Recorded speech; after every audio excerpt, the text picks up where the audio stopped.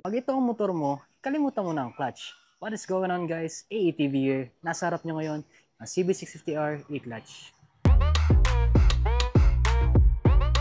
Ginamitan ni Honda itong CB650R ng 649cc displacement, liquid-cooled, 4-stroke, 16 valves, inline 4, double overhead cap. May lakas na 94 horsepower at 12,000 RPM.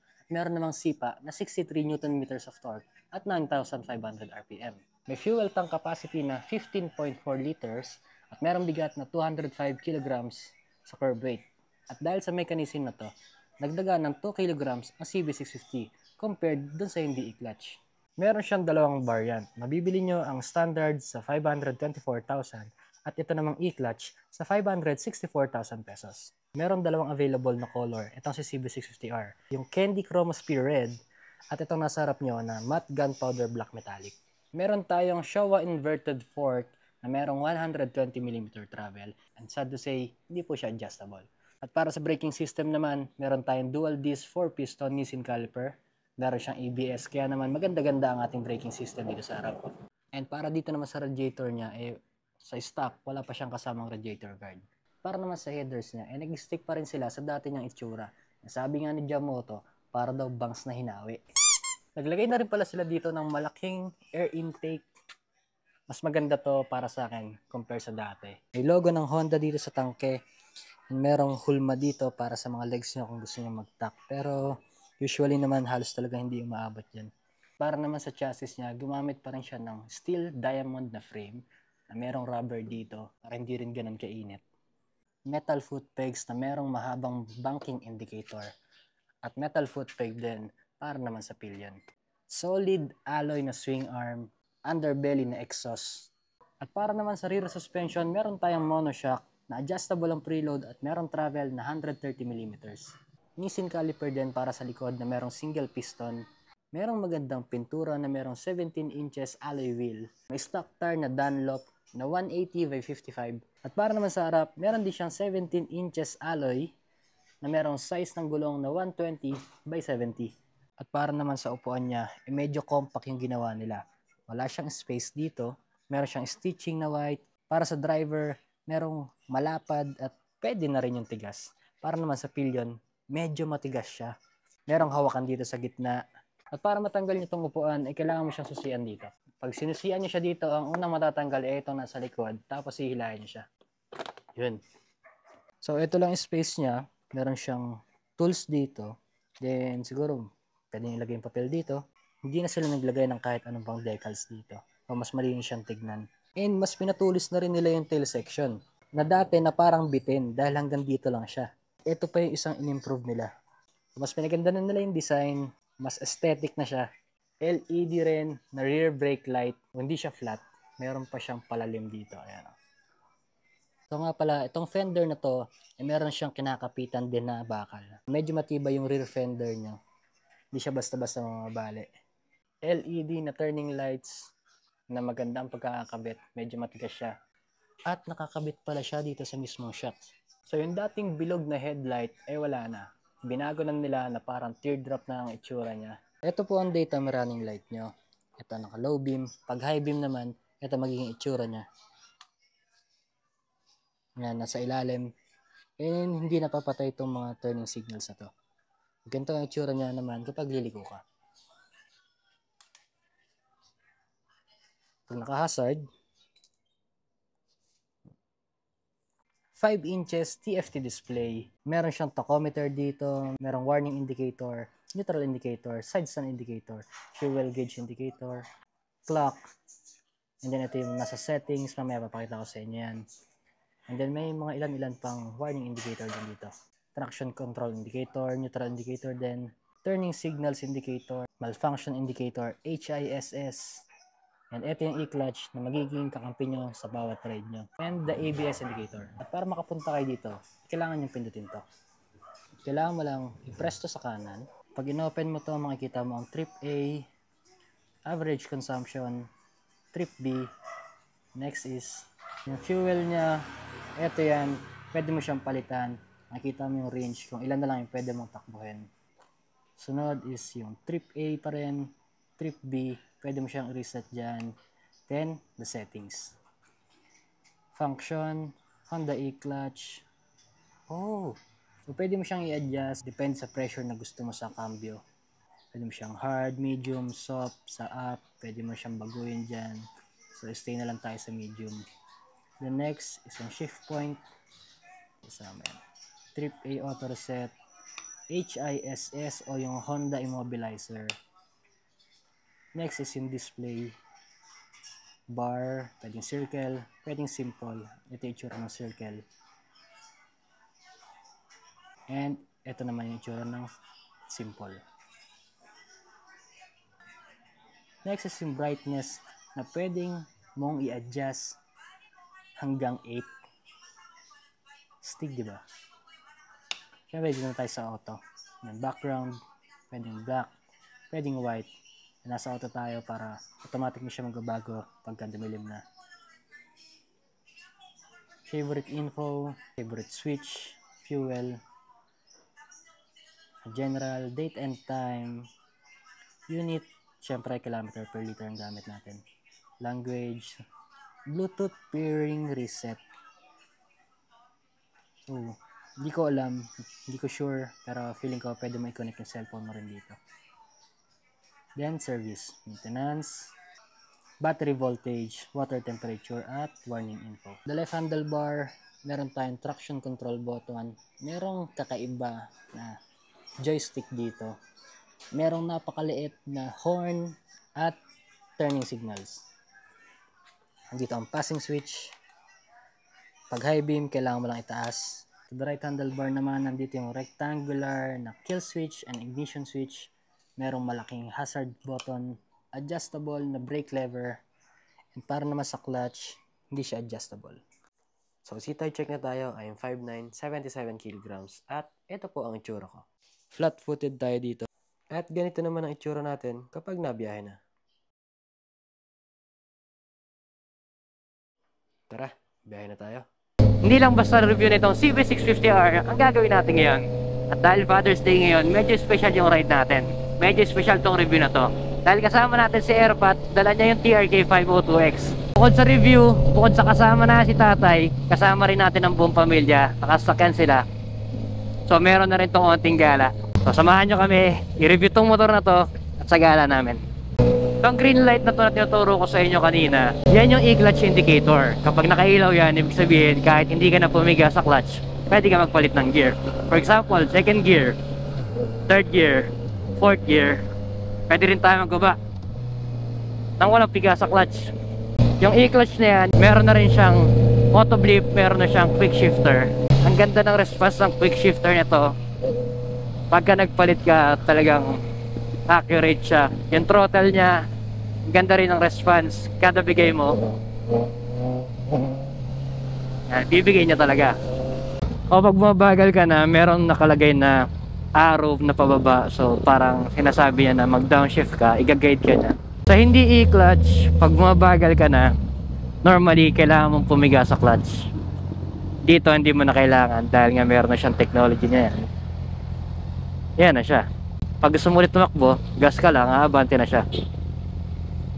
Medyo nakakailang lang tong e-clutch na to kasi sa sobrang laki niya. Pag binaba mo yung dalawang mong paa, yung sumasabit yung tuhod mo. Hindi naman siya din ganun kainit. Huwag ka na lang mag-short pagka ganito ang motor mo. Dahil kahit pa paano umiinit pa naman. Meron siyang rubber dito kasi ito yung unang tatama pag nagbaba ka ng paa. So protection na rin yan sa init. Sa riding position mo dito sa CB650, medyo meron pa rin konting pagka-aggressive.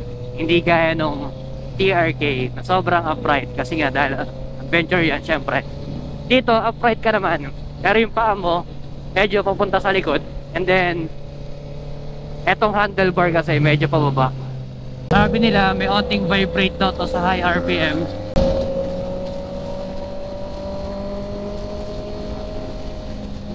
Oo nga, meron nga. Inline 4 siya, pero pagdating mo ng mga 7,000 RPM, ramdam mo yung vibration ng motor. Sa ibang inline 4 kasi talagang smooth eh. Isa to sa issue ng mga dati pang CB650.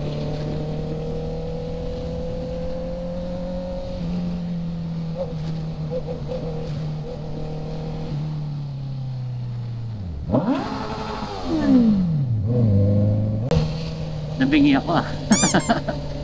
Pupunta nga pala natin ngayon guys ay sa Santa Rosa. Paseo muna and then punta tayo ng Nova Valley. Andyan sila mama, yung kapatid ko, si Mrs. saka yung baby namin. Dito nakasakay sila. Diyan sila sa Innova. O dito sa e-clutch, pwede pa rin natin gawin yung traditional na manual. Downshift ulit. Nawala, tapos bumalik ulit. Pag bumalik na ulit siya, pwede na ulit tayo magpalit ng gear nang hindi pumipiga ng clutch. 5th gear, 6th gear, pwede ka ulit magbaba. So itong e-clutch na to, ginawa talaga to para padaliin yung buhay ng mga motorista. Lalo na sa mga naka big bike na pang daily nila. So sobrang recommended tong motor na to. Kahit maipit ka sa traffic, hindi sasakit ang kamay mo. May onting ngalay din sa likod dahil nga sabi ko kanina, medyo may pagka-aggressive siya. O baka hindi lang tayo sanay dahil lagi natin dala ay adventure. Yung dinadaanan natin yung medyo malubak. Yung suspension niya okay naman. Maganda naman yung play ng suspension niya dahil syempre siguro nga harap nito ay Showa. Kung magandang brand na rin yun. Problema lang dito sa mga naked dahil nga wala siyang windshield, mapapalaban ka sa hangin lalo na kapag sa high speed. Para kang hinihina pa punta sa likod. Unlike sa adventure na merong windshield tsaka sa mga sports bike, doon na nakayuko ka. May mga kambing dito sa expressway. Parang ang delikado nun pag biglang tumawid yun.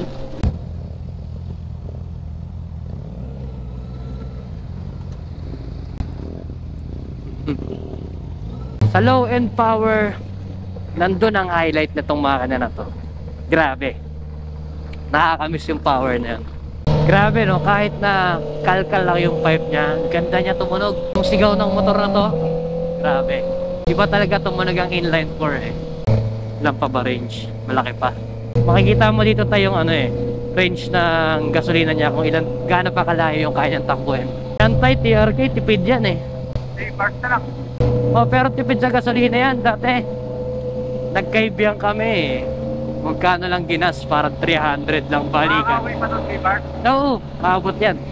Ang hirap lang pindutin ang busina nito. Sobrang liit niya. Tapos nagbe-blend pa siya dito. Nahirapan akong kapain. Pang bubusina ako, tinitignan ko pa kung nakahawak ba ako. Ang passing light madali. Kasi talagang nakalitaw siya Ramdam na ramdam mo kahit na naka full gloves ka.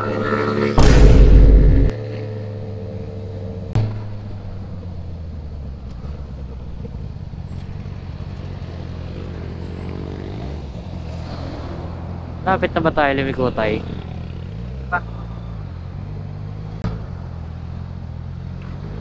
Maluwag.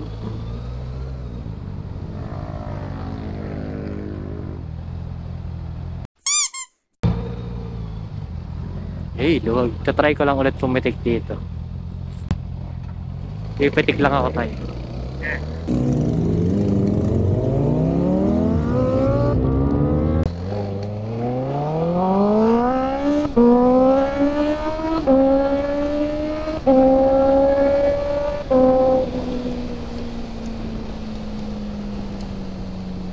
Grabe, second gear, 100. Ang lakas din pala nito. 650 lang siya. Pero dahil nga inline 4, ganun na lang kalakas yung makina niya. Dito na ba tayo, Tay? Ayan. Pwede tayo dyan. Pwede dyan. Dito na tayo? Sige. Ito lang, naka third gear ako.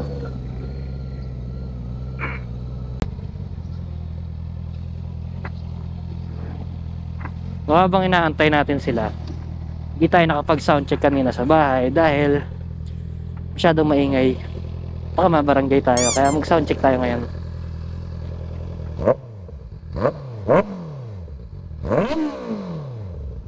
Grabe lakas. Hindi naman ganun kaingay yung intercom. Minsan kasi nagkakaroon siya ng static lalo pag lumalayo.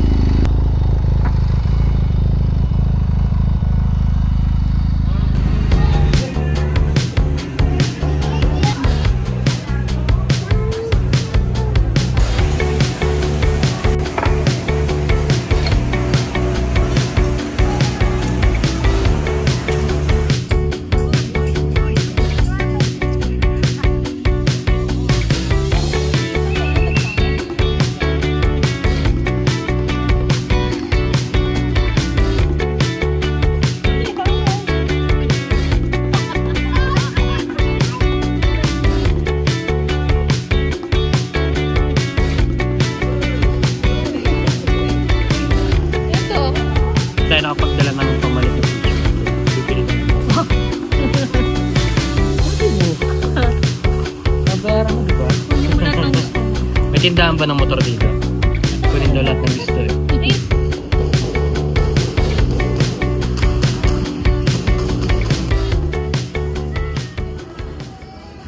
Ano to, tuloy-tuloy na to kahit dagdag bawas na ako, hindi na ako magka-clutch. Hindi na. So biyahe na ulit tayo pa uwi guys. Itong TRK na ang dala natin. At si tatay naman ang may dala ng CB650R na e-clutch. So alam niya na kung paano gumagana yung e-clutch. Kaya kapa-kapa na lang konti sa silinyador.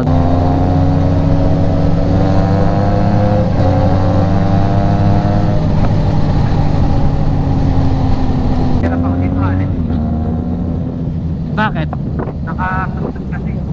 Oo. Yun nga yung sabi ko kanina. Medyo may pagka-aggressive pa rin siya. Pero sa ano, tay, Ah, sa comfort ng e-clutch, hindi okay yung clutch. no, kahit matraffic ka, wala kang problema. Pagka naisipan mong bumomba tay, kailangan mong pumiga sa clutch ha. Ipas eh, no? Oo, wag mo agad bibitawan yung clutch. Pag-uwili yan. Tapos ilaw ulit yung ano niyan, yung indicator ng e-clutch. Pwede ka na ulit bumitaw doon. Ngayon ka lang nakagamit tayo di ba ng inline 4? Kamusta ang power? Bago natin tuluyan tapusin itong video na to, ay gusto ko muna magpasalamat sa Honda Flagship Paranaque sa pagpapareview sa atin ng napakaganda at high-tech na CB650R e-clutch. At kung nagustuhan itong video na to, please don't forget to subscribe, leave a like and comment, share this video, and ring the notification bell. Kita-kits sa mga susunod pa nating biyahe.